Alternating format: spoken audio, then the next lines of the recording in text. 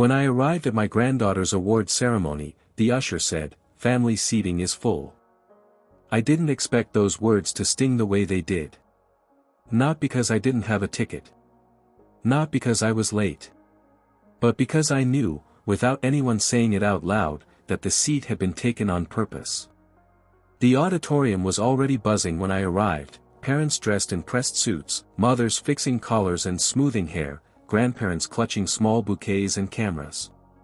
The stage lights glowed softly against the velvet curtains, and a large banner stretched across the back wall. Excellence in Achievement, Spring Honors Ceremony. My granddaughter, Lily, had worked for this. Straight A's. Debate team captain. Volunteer hours every weekend. She called me 3 weeks ago, her voice shaking with excitement. "Grandma, I'm getting the Academic Excellence Award. Will you come?" Will I come? I hadn't missed a single important moment in that child's life. "Of course I'll be there," I told her. Front row. I meant it. I even left the house an hour early. But when I stepped inside the auditorium and approached the section labeled Family Reserved, a young usher in a navy blazer held out his arm politely. "I'm sorry, ma'am," he said. "Family seating is full." I blinked. "I'm Lily Thompson's grandmother," I replied gently. "There must be a mistake." He checked his clipboard. "Her parents and 2 guests are already seated. That fills the reserved allotment." 2 guests. 2. I stood there for a moment, the words settling into something heavier. "Are you sure?" I asked quietly. "Yes, ma'am. You're welcome to sit in general seating at the back." The back. I glanced toward the front rows. And that's when I saw them. My son, Daniel, sitting straight-backed in a tailored gray suit. His wife, Marissa, beside him in a pale blue dress. And next to them, Marissa's parents. Smiling. Leaning forward. Holding flowers. 4 seats. 4. And not one of them had been saved for me.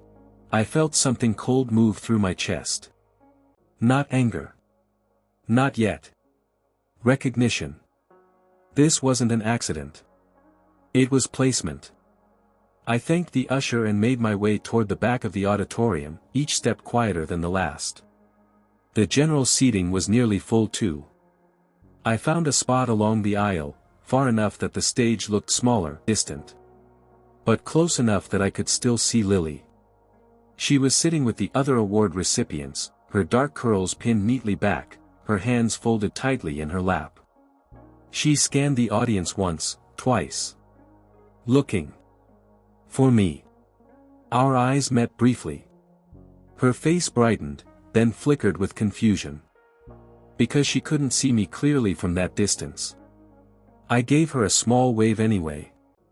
She waved back. The ceremony began. Speeches. Applause. Names being called. But I barely heard any of it. Because my mind was replaying something else. 3 months ago, Daniel and I had argued. Not loudly. Not dramatically. But firmly. It started when I questioned why Lily had stopped coming over on weekends. For years, she spent Saturdays with me, baking cookies, reading books, tending to the small garden behind my house. Then suddenly, she was too busy. Too many activities. Too much homework. Too many commitments. "Mom," Daniel had said that night, "you need to understand that Marissa and I are making decisions as parents now. We can't always accommodate your schedule." My schedule? I had rearranged my life for that child. "I'm not asking for control," I said then. "I'm asking for consistency." Marissa had spoken next. "Sometimes boundaries are healthy," she said gently, but there was steel under the softness. Boundaries. It's a curious word. Sometimes it means protection. Sometimes it means exclusion. When Lily's name was finally called, the auditorium erupted in applause. I stood immediately. I didn't care that I was in the back. I clapped harder than anyone. She walked across that stage with confidence, shoulders straight, chin lifted. When the principal handed her the certificate, she glanced into the audience again. This time she found her parents. They stood. They cheered. They recorded. I kept clapping. But I noticed something. When Lily stepped down from the stage, she didn't go straight to her seat. She paused. Scanning. Looking for something. Or someone. After the ceremony ended, families flooded the aisles, hugging, congratulating, snapping photos. I stayed back for a moment, letting the rush thin out. I watched Daniel embrace his daughter. Watched Marissa adjust Lily's hair for photos. Watched Marissa's parents beam proudly. And I waited. Eventually, Lily broke free from the cluster and spotted me. "Grandma," she shouted, weaving through the crowd. She threw her arms around me so tightly it nearly knocked the breath out of me.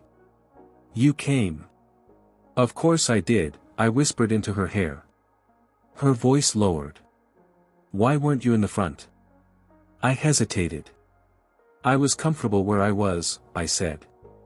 "Children notice more than adults think." She pulled back slightly and studied my face. Before she could ask anything else, Daniel approached. "Mom," he said stiffly. "You made it." "Yes," I replied. "We didn't know if you'd find parking." I smiled faintly.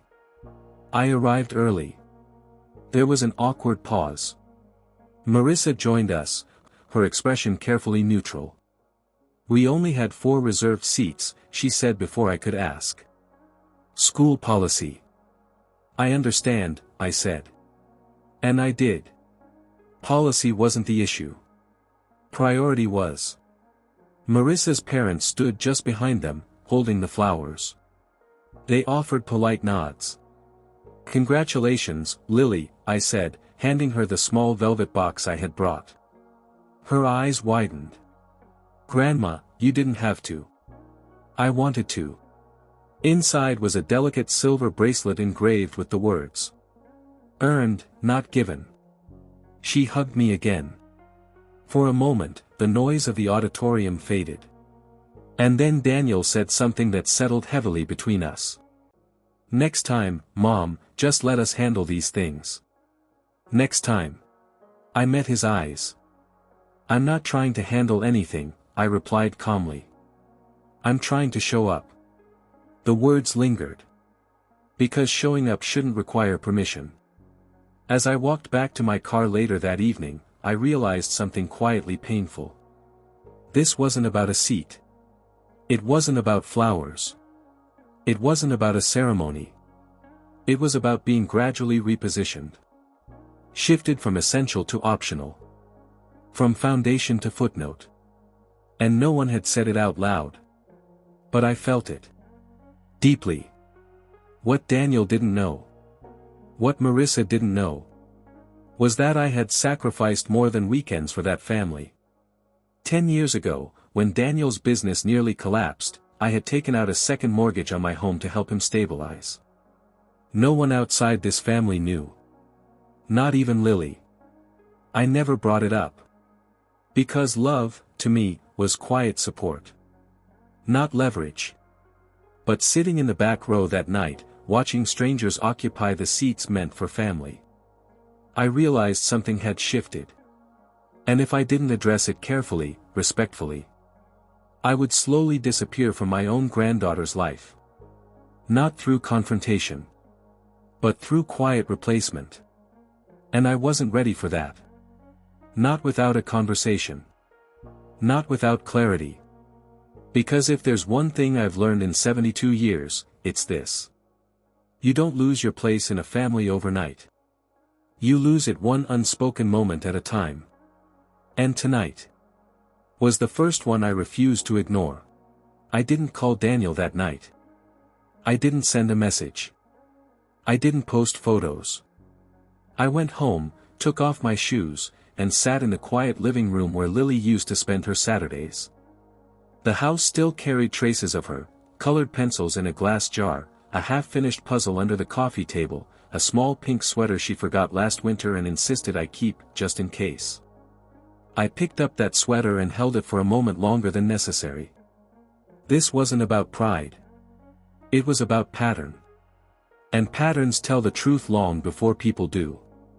The next morning, I made tea and pulled out a folder from the bottom drawer of my desk. It was thick, organized, and untouched for years. Daniel's name was written neatly on the tab. Inside were documents I never expected to revisit: loan agreements, bank transfers, mortgage statements. 10 years ago, when his startup collapsed under debt, he had come to me in tears. "I'm going to lose everything," he had said back then. "The house. My credit. Maybe even custody if things get ugly." Marissa had been pregnant with Lily at the time. I didn't hesitate. I refinanced my home. I signed the papers. I transferred the money. And I told him something very specific. "This is support, not ownership. I will never use it against you." And I never did. Not once. Until now, I hadn't even considered it relevant. But sitting in the back row yesterday, watching myself be politely displaced, I realized something uncomfortable. When support is never acknowledged, it slowly becomes invisible. And invisible things are easy to replace. I wasn't interested in throwing documents at anyone. I wasn't interested in emotional blackmail. But I was interested in clarity. So I did something I hadn't done in months. I called Lily directly. She answered on the second ring. "Grandma." Her excitement warmed me instantly. "How does it feel to be an award winner?" I teased. She laughed. "It still feels weird. Like I'm going to wake up." "You earned it," I said. Softly. There was a pause. "Grandma?" "Yes, sweetheart." "Were you mad yesterday?" Children. They sense tension even when adults pretend it doesn't exist. "No," I said honestly. I was thoughtful. "Mom said there weren't enough seats," she added quickly. "I know. She said next time maybe they'll rotate." Rotate. Like family was a scheduling inconvenience. "Lily," I asked gently, "did you know who was sitting in the front?" "Yes. Mom's parents. They came from out of town." "Did you know I was coming?" "Of course," she said immediately. "I told everyone." Something tightened in my chest. She had expected me there. In the front. Where family belongs. "Did you ask about it?" I asked. There was hesitation. "I did. Dad said grown-up stuff is complicated." I closed my eyes briefly. Complicated. Sometimes that word is used to avoid honesty. "Grandma," she said again. "Yes. Are you still coming Saturday?" Saturday. For months, those visits had quietly disappeared. "I'd love to," I said carefully. "But I think I need to talk to your parents first." She didn't argue. But her silence carried disappointment. After we hung up, I stared at the wall for a long time. This wasn't about competing with Marissa's parents. They had every right to be there. It wasn't about control. It was about erasure. And erasure rarely announces itself loudly. It arrives politely. Gradually. Until one day you realize you're no longer central to the story. That afternoon, Daniel called. His tone was neutral. "Mom, we should probably clear the air." "Probably," I agreed. Marissa felt uncomfortable yesterday. "About what?" I asked. "She thought you looked disapproving." I almost laughed. I was sitting in the back row. "That's not the point." "Then what is?" There was a pause. "You've been questioning our parenting a lot lately." I asked why Lily stopped coming over, I corrected. You implied we were pushing you out. I didn't imply. I asked. Silence. Then, carefully. Marissa's parents. They had every right to be there. It wasn't about control. It was about erasure.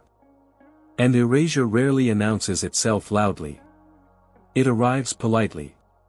Gradually. Until one day you realize you're no longer central to the story. That afternoon, Daniel called. His tone was neutral. Mom, we should probably clear the air. Probably, I agreed. Marissa felt uncomfortable yesterday. About what? I asked. She thought you looked disapproving. I almost laughed. I was sitting in the back row. That's not the point. Then what is? There was a pause. You've been questioning our parenting a lot lately. I asked why Lily stopped coming over, I corrected. You implied we were pushing you out. I didn't imply. I asked. Silence. Then, carefully. Marissa's parents are more involved now, he said. They help with activities. Pickups. School events. It just makes sense logistically. Logistics. That word again. Practical. Clean. Emotionless. I live 15 minutes away, I replied. I know. So what changed? I asked calmly. He hesitated. Then said something that told me more than he intended. Marissa feels judged when you're around. Judged. By what? Standards? Expectations? Or history? I have never criticized her in front of Lily, I said evenly. You don't have to say it out loud. There it was. Resentment. Old and unspoken. When Daniel's business failed, I said slowly, who did you feel judged by? He went quiet. That has nothing to do with this. It might, I replied. Because sometimes gratitude left unspoken curdles into discomfort. And discomfort becomes distance. You helped us, he said carefully. We're grateful. But? I prompted. But sometimes it feels like you think we owe you something. The irony almost made me smile. I've never asked for repayment, I said. That's not what I mean. I know, I replied softly. What he meant was this. My sacrifice reminded them of their vulnerability. And vulnerability makes people defensive. Daniel, I said. Gently, I don't need control. I need inclusion. We're including you. In rotation. Silence again. I don't want Lily to feel tension, he said finally. Neither do I. So maybe less questioning, he suggested. And more silence? I asked. He didn't answer. That told me everything. After we hung up, I realized something crucial. If I stayed quiet, I would keep peace. But I would lose presence. And if I spoke up, I risked discomfort. But I preserved dignity. The question wasn't whether I was willing to argue. It was whether I was willing to fade. That evening, I opened the folder again. Not to weaponize it. To remind myself of something important. I had supported them without conditions. But unconditional support does not mean unconditional access to my silence. The next step had to be careful. Measured.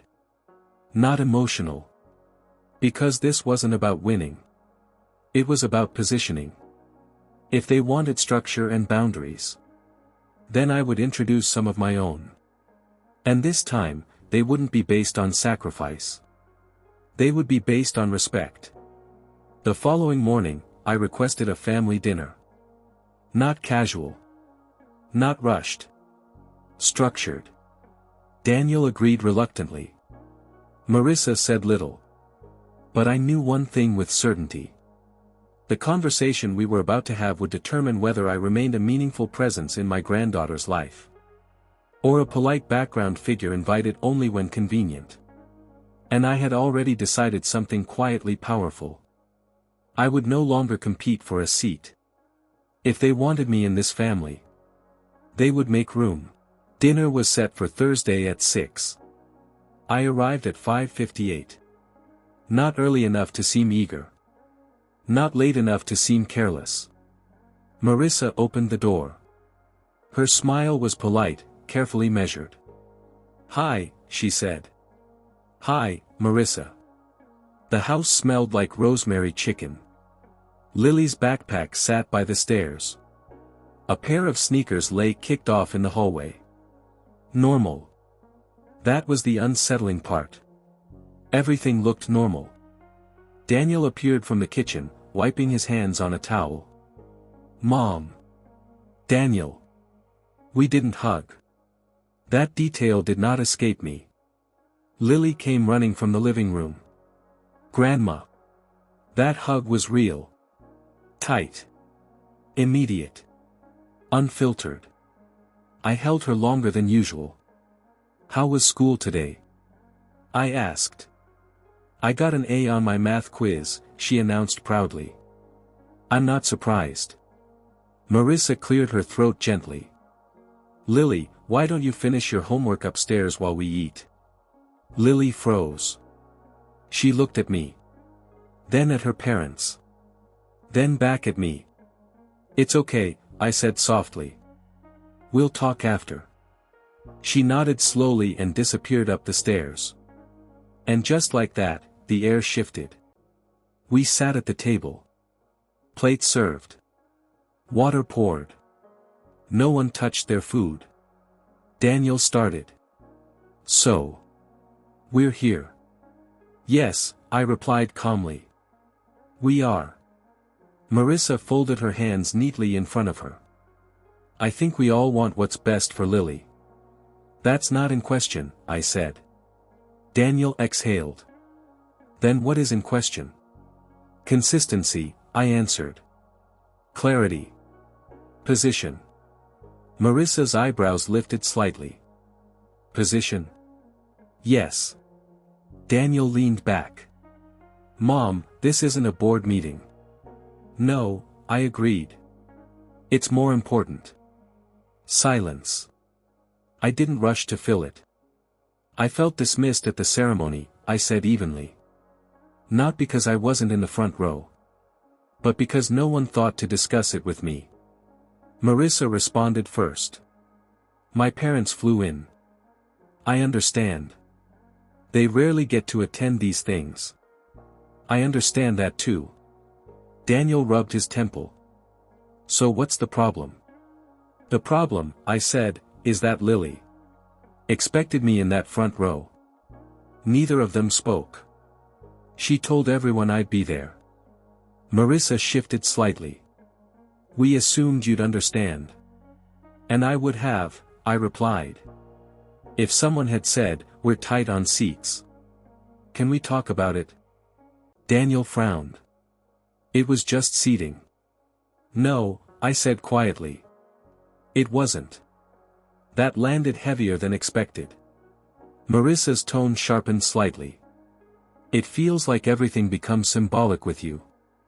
"Because patterns become symbolic," I replied. Daniel looked confused. "What pattern?" I held his gaze.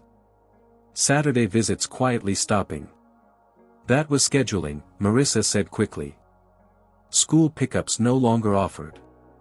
"We hired someone," Daniel added. "Family decisions made without conversation." Daniel's jaw tightened. "You're making this bigger than it is." "Am I?" Silence. Then I said something neither of them expected. "I don't want control." Marissa blinked. "I don't want influence over your parenting choices." Daniel looked almost relieved. "I want defined inclusion." They both stared at me. "I need to know whether I am considered immediate family," I continued, "or extended convenience." "That's unfair," Marissa said sharply. Is it? She opened her mouth to respond, but paused. Because somewhere in the question, she wasn't entirely sure. Daniel's voice lowered. No one is pushing you out. Then what am I feeling? No one answered. And then Marissa did something surprising. She spoke honestly. You make me nervous. The words hung there. I didn't interrupt. You raised Daniel differently than we're raising Lily, she continued. You're structured. Traditional. You notice everything. That's not a crime, Daniel muttered. Marissa shot him a look. When you're around, she went on, I feel like I'm being evaluated. I absorbed that quietly. Have I criticized you? I asked calmly. No. Have I interfered? No. Have I corrected Lily in front of you? No. She hesitated. That's what makes it worse, she admitted. Gradual things rarely feel sudden, I replied. Daniel nodded slowly. We thought we were balancing. But you were replacing, I said, not accusingly, just factual. And for the first time that evening, neither of them argued. The shift wasn't explosive. It was quiet. Acknowledgement instead of resistance. Daniel stood up. Mom, you're not background. Marissa added softly, you never were. Lily walked over and slipped her hand into mine. So can Grandma sit in the front next time? Daniel let out a small laugh. Yes, he said. Marissa nodded. Yes. But I knew something important. This wasn't about one seat. It was about visibility. And tonight, I had done something I almost didn't. I refused to fade quietly. And instead of breaking the family, it just might have strengthened it. The weeks after the dinner felt lighter. Not dramatically different. Just intentional. Daniel started sending updates again. Small things. Lily has a science fair next month. Soccer practice moved to Wednesdays. Marissa texted once, brief but genuine. Thank you for coming over the other night. It helped. That sentence mattered. Saturday visits quietly returned. Not announced. Not ceremonially restored. They simply happened. Lily came over with her backpack and that same pink sweater she once left behind. I'm keeping it here again, she declared. Just in case. I smiled. Consistency was rebuilding itself. But trust, I've learned, isn't restored by words. It's tested by pressure. And pressure arrived sooner than any of us expected. It was a Tuesday morning when Daniel called. His voice was tight. Mom. Yes. Marissa's mother fell. They're at the hospital. My heart sank. Is she okay? They think it's a fracture. Maybe surgery. We don't know yet. I'm so sorry. He exhaled sharply. They were supposed to take Lily all week. Marissa's staying with them. I have meetings I can't move. There it was. The moment. Not dramatic. Not theatrical. Just real life. Bring Lily here, I said immediately. He paused. You're sure? I am her grandmother.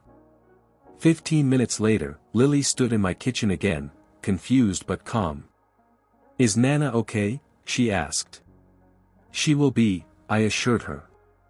And just like that, the logistics shifted. This time, I wasn't being rotated in. I was being relied on. The week was long. School drop-offs. Homework supervision. Packed lunches. Soccer practice. Bedtime stories. Not glamorous. Not symbolic. Just steady.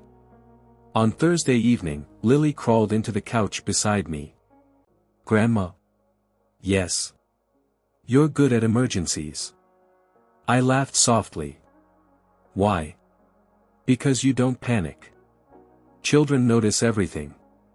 That night, Daniel stopped by late to pick up some paperwork. He stood in the kitchen, watching Lily color at the table. "She seems settled," he said quietly. "She is." He nodded. "You always did this for me too," he added. I looked at him carefully. "Yes," I said. "I did." He swallowed. "I think we got comfortable." "With what?" I asked gently. "With assuming you'd always just be there." I let that sit between us. "Being there," I said calmly, "is not the same as being seen." He nodded slowly. "I see that now." And I believed him. Because growth doesn't usually arrive through confrontation. It arrives through contrast. They had tried balancing involvement. Now they were witnessing consistency. Saturday came. Marissa called. Her voice was softer than I had ever heard it. "Mom." It was the first time she had called me that. "Yes. I don't think I've said this enough." "Thank you." "You don't need to." "I do," she insisted. "You've held everything together this week. That's what family does." She hesitated. "I think I've been trying so hard to prove I could handle everything, that I forgot partnership isn't weakness." That was honest. "I was never competing with you," I said gently. "I know that now." There was silence. Then she added. "And Lily told me something." "Oh." "She said when she grows up, she wants to be calm like grandma." That one almost broke me. Not because it was praise. Because it meant presence. Children model what feels stable. And stability isn't loud. It's reliable. On Sunday afternoon, we all gathered at the hospital. Marissa's mother was resting comfortably, surgery successful. When Lily ran into her room, she hugged her carefully. "I missed you," she said. Her nana smiled weakly. "I heard Grandma took over." Lily nodded proudly. "She's really good at it." There was no tension in the room. No invisible lines dividing sides. Just family. Shared. Later, in the hallway, Marissa's father approached me. "You stepped in fast," he said quietly. "Of course." He studied me for a moment. "We didn't mean to edge you out." The honesty surprised me. "I know," I replied. "Sometimes people don't push others aside out of malice. Sometimes they simply assume space is limited. But family isn't a fixed number of seats. It expands when handled correctly." 2 weeks later, Lily had another event. Not an award ceremony. Just a small school presentation. When we arrived, Daniel handed me a folded paper. "What's this?" I asked. "Seating layout," he said. I unfolded it. 3 seats in the front row were labeled. Mom. Dad. Grandma. I looked up. Marissa smiled, not politely this time. Warmly. "You don't rotate," she said. It wasn't about claiming territory.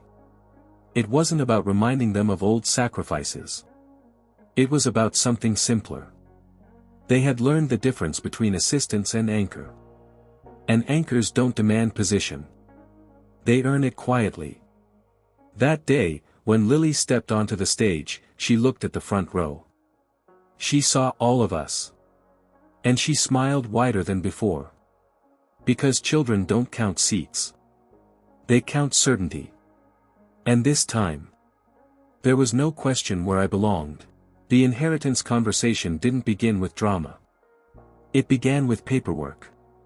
A thin cream-colored envelope arrived one Tuesday afternoon, addressed in careful handwriting I recognized immediately. My mother's lawyer. I stared at it longer than necessary before opening it. Not because I feared what it contained, but because I already knew what it would stir. Inside was a brief letter requesting a family meeting. Estate update. Clarifications. Nothing urgent, the letter said. Those are usually the words that change everything. My mother had passed 3 years earlier. She wasn't wealthy, but she was deliberate. Every dollar had intention. Every decision had weight. She believed money should reinforce values, not replace them. And she believed, perhaps too strongly, that family dynamics revealed themselves most clearly when money entered the room. I folded the letter and set it aside. Then I called Daniel. "There's a meeting next Thursday," I said calmly. "About Grandma's estate." There was a pause. "I thought everything was settled," he replied. "So did I." Another pause, longer this time. "Should I be worried?" "No," I said honestly. "But we should all attend. Including Marissa. Including Lily's name, though she wouldn't be present." That mattered. The meeting room was neutral. Beige walls. Too many chairs. A pot of coffee no one touched. The lawyer reviewed updates slowly, carefully. Tax adjustments. Small asset reallocations. Then he cleared his throat. "There is one amendment," he said, adjusting his glasses. "Your mother requested it be discussed in person." I felt Daniel shift beside me. Marissa folded her hands tightly. The lawyer slid a document across the table. "A trust," he continued, "designated for Lily." Daniel blinked. "A trust?" "Yes," the lawyer said. "Education, housing support, and discretionary funds upon adulthood." My chest tightened, not from surprise, but from clarity. My mother had always seen ahead. "This trust," the lawyer added, "names a trustee." He paused. "Me?" Daniel asked. The lawyer shook his head. "No. Your mother appointed your mother." The room went silent. Marissa's breath caught. Daniel turned to me, startled. "You?" "Yes," the lawyer confirmed. "With stipulations." I felt every eye on me. "Your mother specified that the trustee must demonstrate consistency of involvement and independent judgment, particularly under relational pressure." Marissa swallowed. Daniel's voice was quiet.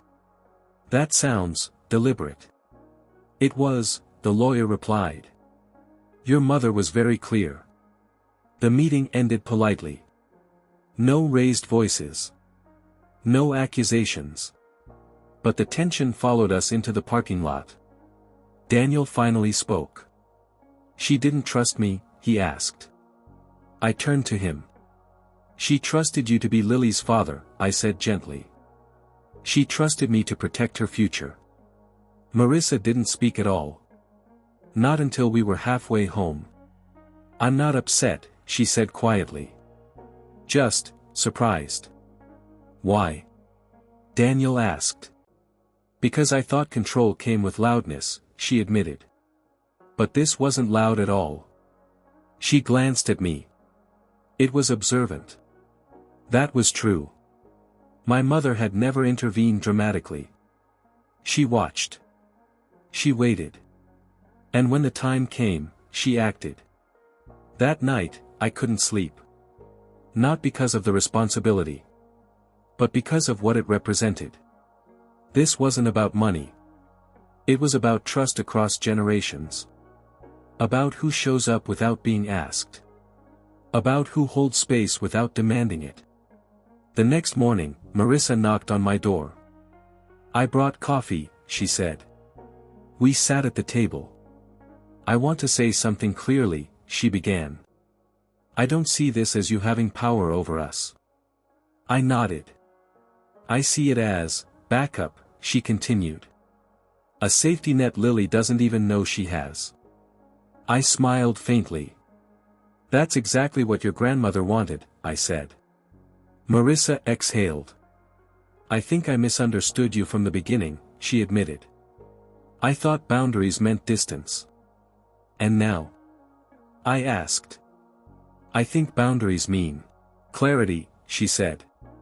And clarity feels safer. That mattered. Because safety is what money should buy, not control. Later that week, Lily asked me a question while we baked cookies. Grandma? Yes. Why does everyone keep saying you're in charge of my future? I smiled. I'm not in charge, I said softly.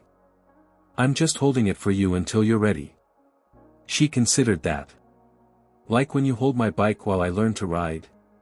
Exactly like that. She grinned. Okay, she said. Don't let go yet. I won't. And I don't have to announce it. Because the strongest roles are rarely the ones that need defending. They're the ones quietly entrusted. The school email arrived on a Monday morning. Subject line, Advanced Academic Placement Recommendation. I read it twice before forwarding it to Daniel. Lily had been recommended for a competitive enrichment program, accelerated coursework, weekend labs, regional competitions. Selective. Demanding. Transformative. There was only one complication. The program was 40 minutes away. Transportation required. Parental commitment required. Consistency required. And most significantly, a co-signer was required for the financial portion not covered by scholarship. Daniel called within minutes. You saw it? Yes.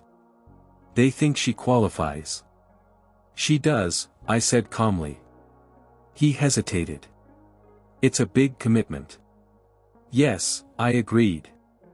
That's a lot of driving. Yes. That's a lot of time.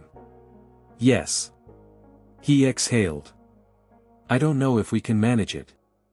There it was. Not doubt about Lily. Doubt about capacity. That evening, we sat at their kitchen table again. This time, Lily wasn't upstairs. She sat between us, legs swinging, eyes bright. Do you think I can do it? She asked. Yes, I said immediately. Daniel nodded. We know you can. Marissa added softly, we just want to make sure it doesn't overwhelm you. Lily frowned slightly. Hard isn't bad. I smiled. No. Hard isn't bad. Avoided growth is.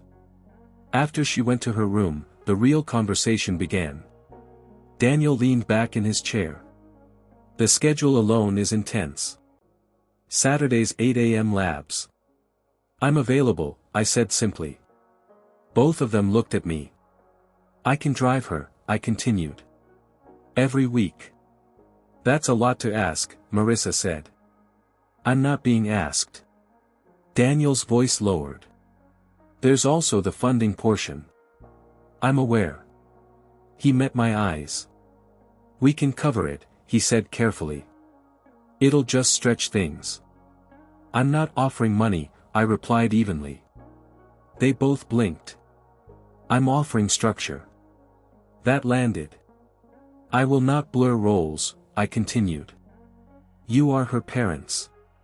You make the decision. But if you choose growth, I will support the logistics.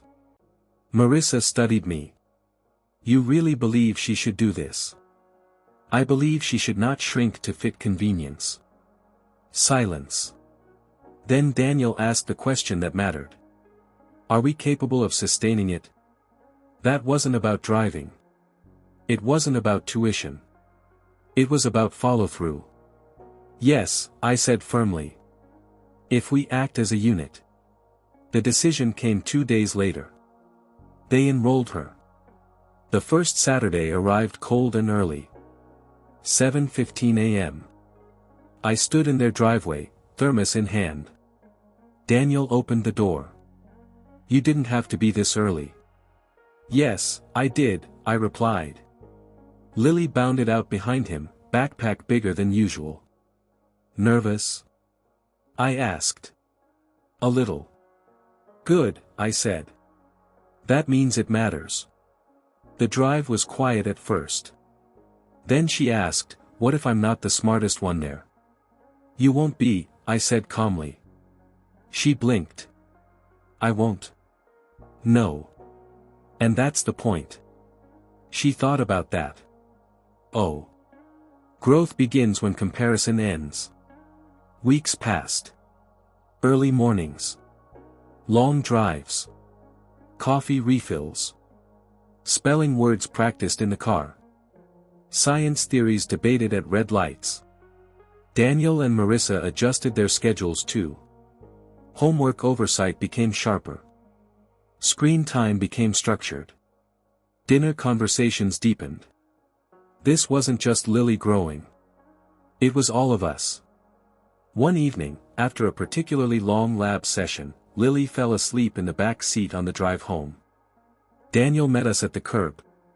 He lifted her carefully, then paused. "She looks older," he said quietly. "She is," I replied. He hesitated. "Mom. I need to say something." I waited. "I used to think your involvement meant influence. And now? I think it means reinforcement." That was the word. Not replacement. Not control. Reinforcement. Marissa stepped outside, wrapping a sweater around herself. "She told her instructor you're her academic backup," she said with a small smile. I laughed softly. "That sounds official." "It sounds secure," Marissa corrected gently. 2 months into the program, the director requested a parent meeting. Performance review. We all attended. The director adjusted her glasses and smiled warmly. "Lily is not only excelling," she said, "she's unusually grounded." Daniel glanced at me. "In what way?" Marissa asked. "She takes intellectual risks," the director explained. "But she doesn't panic when she struggles. That usually reflects stable support systems." Stable. That word again. After the meeting, Lily skipped ahead of us on the sidewalk. "I like being challenged," she said. "I know," I replied. She stopped suddenly and turned to face all three of us. "You're all coming to my presentation next month, right?" Daniel nodded. "Of course." Marissa smiled. "Front row." Lily looked at me. "Not rotating?" I smiled back. "Not rotating." She seemed satisfied and continued walking. Daniel slowed his pace beside me. "I think I understand something now," he said quietly. "What's that?" "You weren't fighting for a seat." "No. You were protecting continuity." "Yes. And continuity builds confidence." The next presentation hall was larger than the last. More parents. More pressure. More visibility. We took our seats together, center front. Not because of entitlement. But because of earned alignment. When Lily stepped onto the stage, she scanned the room briefly. Then she nodded once. Small. Certain. Ready. And in that moment, I realized something profound. I had never wanted authority. I had wanted assurance. Assurance that she would grow surrounded by steadiness, not ego. And now she was. Not because I demanded space. But because I refused to disappear. Unity is easy when everyone agrees.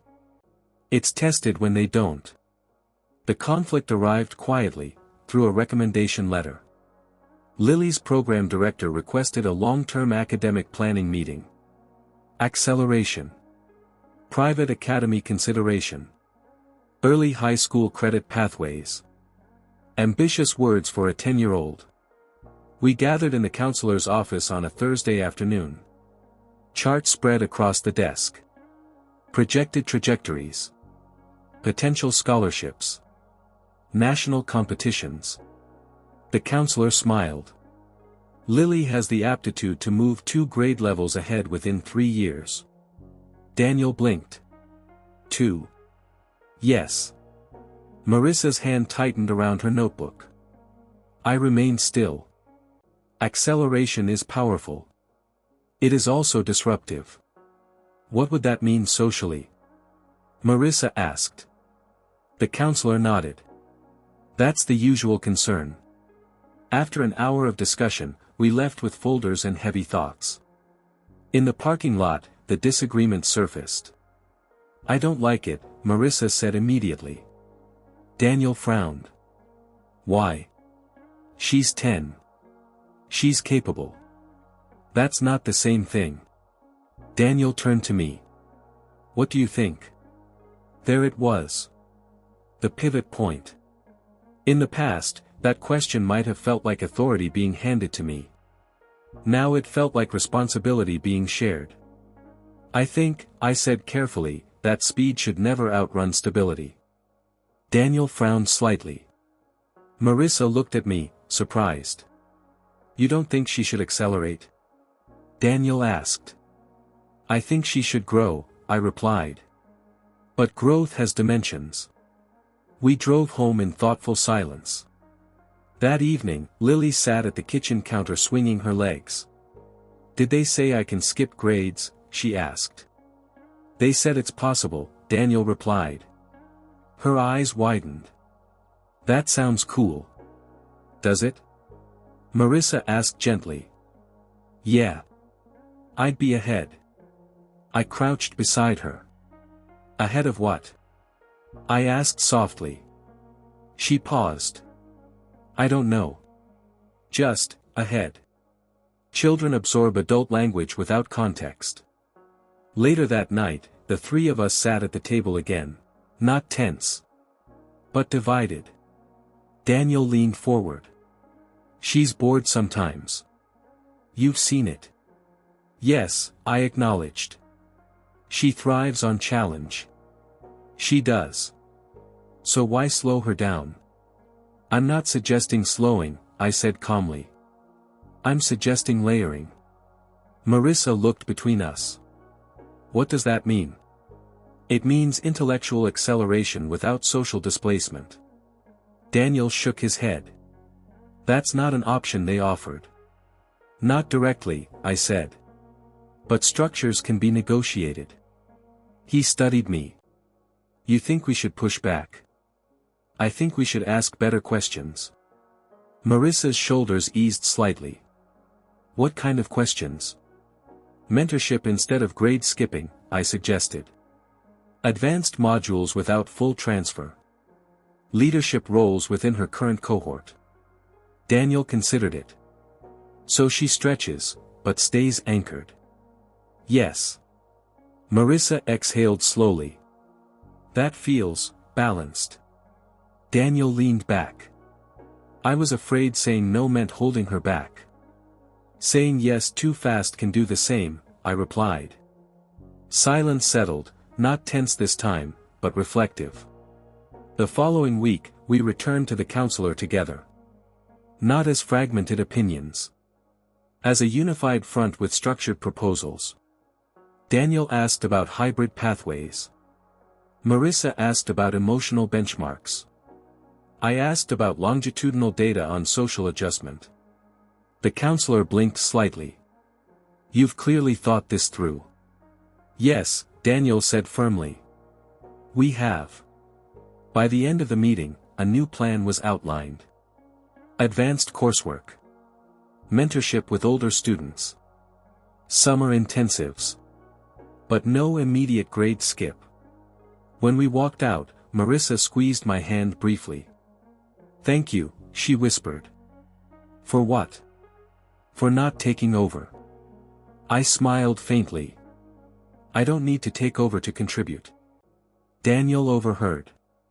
And we don't need to resist to lead, he added. That was new.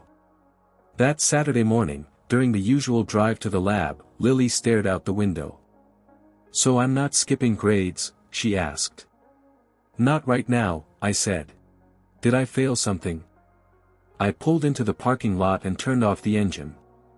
No, I said gently. You succeeded. She frowned slightly. Then why not go faster? Because strength isn't just how high you climb, I explained.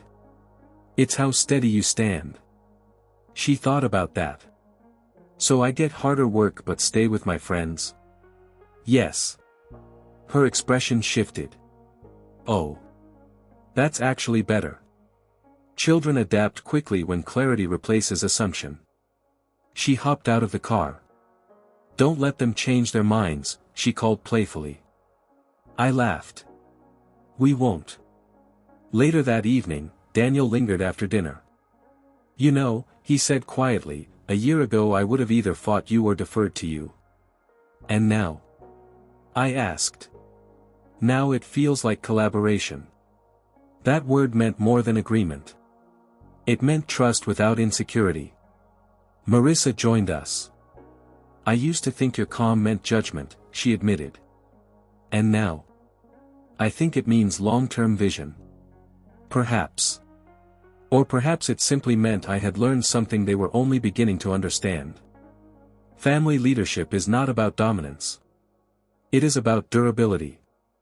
A month later, Lily presented a research project at the program's showcase. Not rushed. Not pressured. Just challenged. She stood confidently, still among her same-age peers, but speaking with unusual clarity. Afterward, one of the instructors approached us. She's remarkably balanced, he said. Ambitious, but grounded. Daniel smiled. Marissa squeezed Lily's shoulder. I said nothing. Because the real victory wasn't academic. It was structural. We had faced our first true disagreement since rebuilding. And instead of fracturing, we strengthened the frame. As we walked to the car, Lily slipped her hand into mine again. Grandma? Yes. I'm glad you don't disappear when things get confusing. I squeezed her hand gently. I told you, I said. I don't rotate. She grinned. And neither do I. The email came with a gold banner across the top. District Recognition Ceremony, Student Excellence Award. Lily had been selected as one of 5 students in the entire district to receive a leadership and innovation distinction. Not just grades. Not just test scores. Character. Initiative. Community presence. The ceremony would be held in the largest auditorium in the district. Hundreds of families. Faculty. Board members. A stage far bigger than the first one where I had been told family seating was full. Daniel forwarded the email with a single line. Front row. All of us. I didn't reply. I simply smiled. The evening of the ceremony, the auditorium buzzed with quiet anticipation. Rows filled quickly. Reserved signs placed neatly across the first 2 sections. Marissa adjusted Lily's collar. Daniel checked the program list. I stood slightly behind them, taking it all in. This time, the usher approached us. Family of Lily Thompson. Daniel nodded. Right this way. No hesitation. No redirection. No polite displacement. We were escorted to the center front row, 4 seats together. Mom. Dad. Grandma. And 1 empty chair for Marissa's parents, who were flying in later that night but wouldn't make it in time. There was no tension about it. No rotation. Just space made naturally. Marissa glanced at me before sitting down.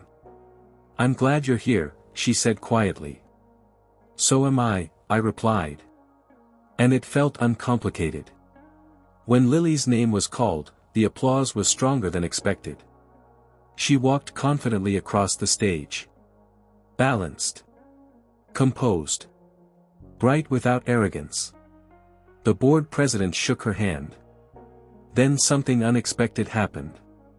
Lily, he said into the microphone, we invite recipients to say a few words if they'd like. Daniel stiffened. Marissa inhaled sharply. Public speaking hadn't been planned. Lily hesitated only briefly. Then she stepped toward the microphone. Her voice carried clearly across the room. I used to think being ahead meant going faster than everyone else, she began. A few adults smiled. But I learned something different. Daniel glanced at me. She continued. I learned that being strong means having people who don't disappear when things get hard. The auditorium quieted. I want to thank my mom and dad for always pushing me. She looked toward us. And my grandma, she added, for never rotating out. A ripple of soft laughter moved through the crowd. But I felt something else. Recognition. Not loud. Not dramatic. Just true. She drives me early in the morning, Lily continued. And asks hard questions. And doesn't panic. She paused. That makes it easier for me not to panic either. The applause this time wasn't polite. It was warm. Sustained. Daniel's hand found mine briefly. Marissa wiped her eyes openly. And I understood something in that moment. The seat had never been about visibility to others. It had been about visibility to her. After the ceremony, families gathered in the lobby for photos. Teachers congratulated Lily. Parents asked about the enrichment program. One board member approached us. You must be the grandmother, he said kindly. I am. She speaks about you often. I smiled faintly. I speak about her more. He laughed. Clearly the support system is working. It was. Because it wasn't hierarchical anymore. It was integrated. Later that night, we gathered at Daniel and Marissa's house for cake. Marissa's parents joined via video call. No awkwardness. No invisible lines. Just shared pride. Daniel raised a glass of sparkling cider. To Lily, he said. To Lily, we echoed. Then he looked at me. And to the people who hold steady when the rest of us are still learning how. Marissa nodded. Especially the ones who refuse to fade. I didn't deflect it. I didn't minimize it. I simply accepted it. Because dignity isn't loud. But it is visible when maintained. As the evening wound down, Lily curled beside me on the couch, still wearing her medal. Grandma? Yes. Remember the first ceremony? I do. When they said family seating was full? Yes. She rested her head on my shoulder. It wasn't. No. It wasn't. It just hadn't been arranged correctly yet. Families don't run out of seats. They just forget to make room sometimes. And sometimes, the quietest strength in the room is the person who stays long enough to help them remember. For more inspiring and heart-touching stories like this, please subscribe to our channel.